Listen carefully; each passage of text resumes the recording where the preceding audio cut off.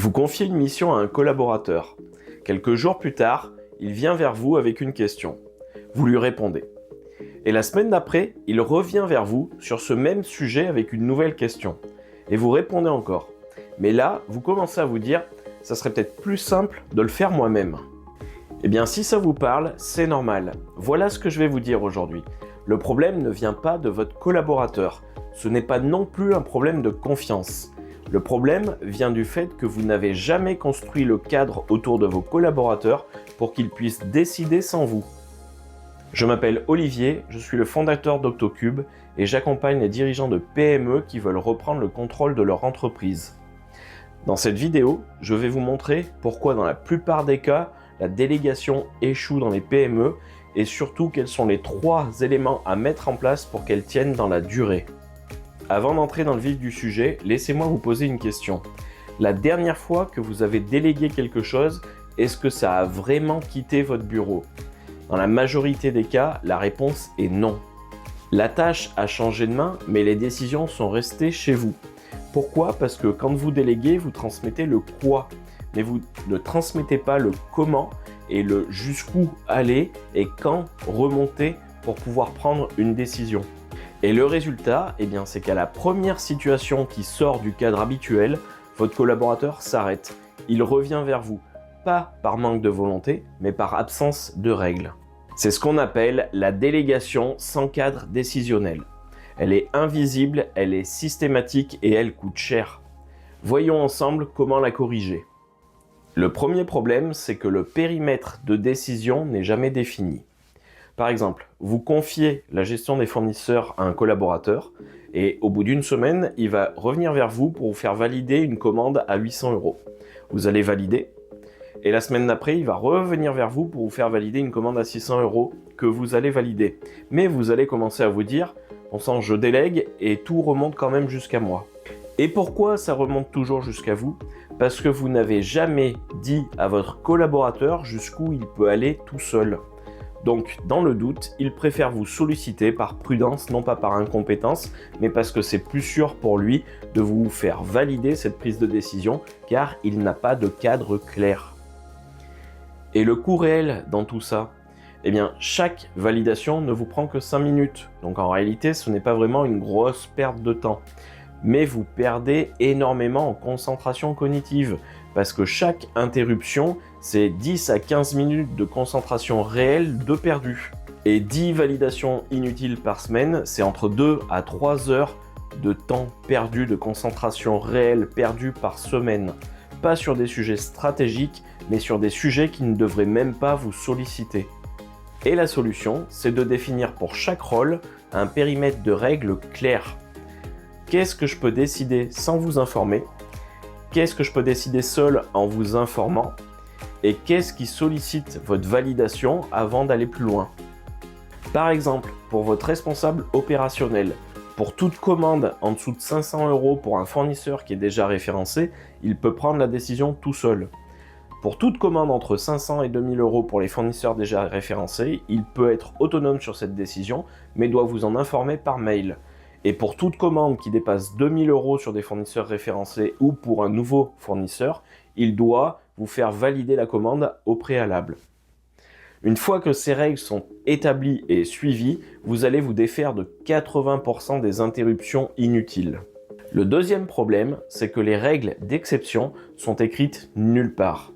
Par exemple, votre responsable commercial qui gère les clients, et dans les cas standards, tout se passe bien. Mais dès qu'un client demande une remise exceptionnelle, elle vient vous voir. Dès qu'un client exige un délai irrégulier, elle vient vous voir. Dès qu'un client fait une réclamation qui sort un peu du cadre, elle vient vous voir. Et pourquoi ça remonte jusqu'à vous ? Parce que les exceptions n'ont jamais été cadrées. Dans toutes les professions, il y a des cas standards et des cas particuliers. Et les cas standards, vos équipes savent les gérer. Par contre, les cas d'exception, personne ne sait jusqu'où aller, donc ils remontent systématiquement. Et le coût réel dans tout ça ? Savez-vous que les exceptions représentent entre 30 et 40% des situations réelles ?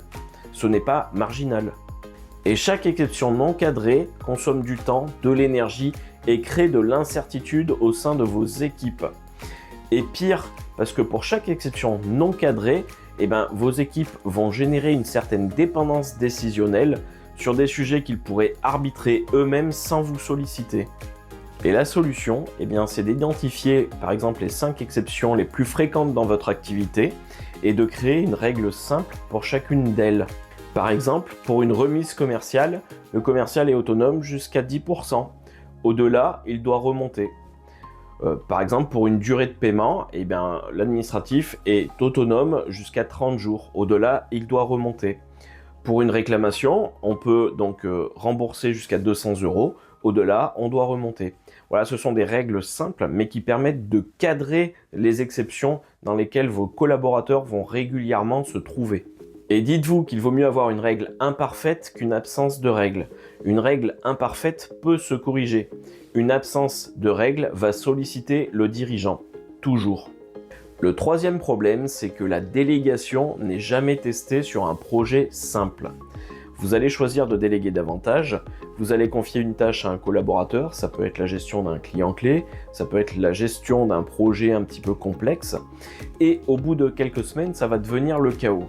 Et quand vous allez voir que ça devient le chaos, qu'est-ce que vous allez faire? Vous allez reprendre la main, et vous allez en conclure que vous ne pouvez pas déléguer dans votre entreprise. Et pourquoi cette délégation échoue? Parce que vous avez commencé par déléguer le mauvais sujet. Déléguer dès le début un projet complexe, c'est comme apprendre à conduire sur l'autoroute. Et pourquoi donc ça échoue? Pas parce que la personne n'est pas compétente, mais parce que la méthode utilisée n'est pas bonne. Et quel est le coût réel? Chaque délégation ratée a un double coût. Le coût direct, c'est le temps perdu à reprendre le sujet, et le coût indirect, c'est la perte de confiance mutuelle. Vous perdez confiance en votre équipe perd confiance à traiter des sujets en toute autonomie, et on en revient au point de départ, donc un dirigeant qui traite tout parce que personne ne peut le faire à sa place.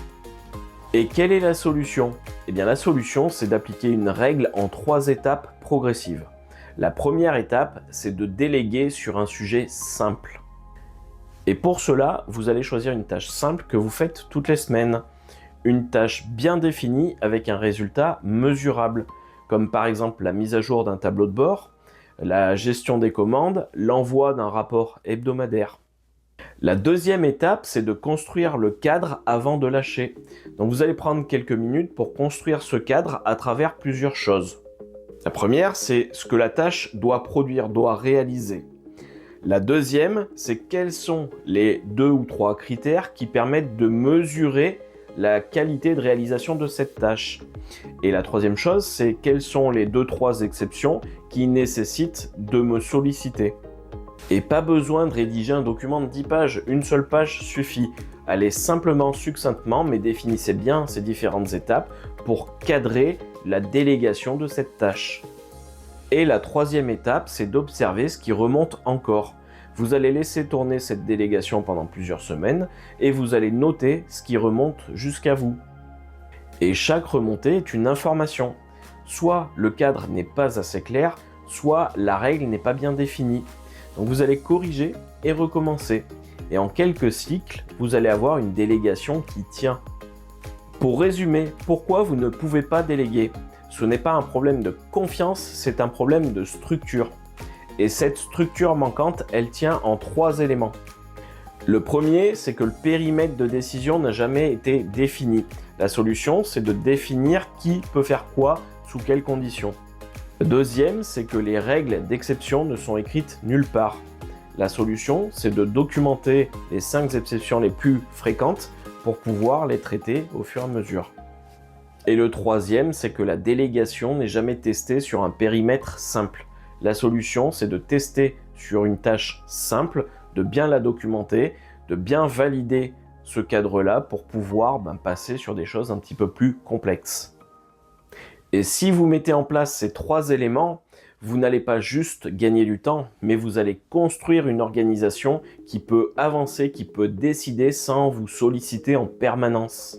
Donc voilà ce que je vous propose de faire cette semaine. Vous allez commencer par identifier une tâche que vous faites ou que vous validez chaque semaine qui pourrait être faite par quelqu'un d'autre. Ensuite, vous allez écrire en quelques minutes le cadre de délégation. Quel est le résultat attendu? Quels sont les 2-3 critères de qualité qui vous permettent de qualifier ce résultat? Et quelles sont les 2-3 exceptions qui nécessitent de vous solliciter? Et enfin, vous allez transmettre et observer ce qui remonte encore. Ce n'est pas un projet de 3 mois, c'est juste 10 minutes cette semaine. Et si vous avez encore des choses qui remontent, ce n'est pas un échec, mais c'est de l'information qui vous dit que vous devez modifier, que vous devez adapter votre cadre de délégation pour faire en sorte que les informations et les demandes de décision puissent être prises au bon endroit. Et si vous vous dites en regardant cette vidéo, Olivier, je comprends le principe, mais dans mon entreprise, c'est un petit peu plus compliqué que ça. Ou alors, j'ai déjà essayé de faire des choses dans ce style-là, mais ça ne tient pas sur la durée. Alors, je vous propose quelque chose de simple. Je vous propose de rejoindre la formation Octocube. Et en 6 semaines, on structure ensemble les 3 éléments que l'on vient d'évoquer. Le périmètre de décision, les règles d'exception et la méthode de délégation progressive. Et pas en théorie, dans votre entreprise avec vos collaborateurs sur vos vrais sujets. Le lien d'inscription est dans la description de la vidéo. Une dernière chose avant de vous quitter. Déléguer, ce n'est pas perdre le contrôle, c'est construire le cadre qui permettra à d'autres de contrôler à votre place. Et chaque délégation qui tient, c'est de l'espace que vous récupérez. De l'espace qui va vous permettre de traiter des sujets stratégiques, qui va vous permettre d'accompagner des clients clés, qui va vous permettre de reprendre du temps avec votre famille, avec vos amis, de profiter de vos loisirs.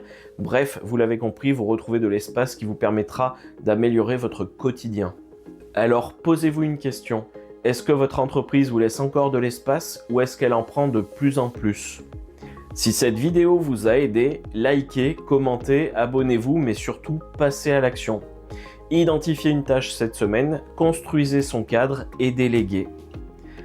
J'espère que cette vidéo vous a plu. Je vous retrouve dans une prochaine vidéo dimanche prochain.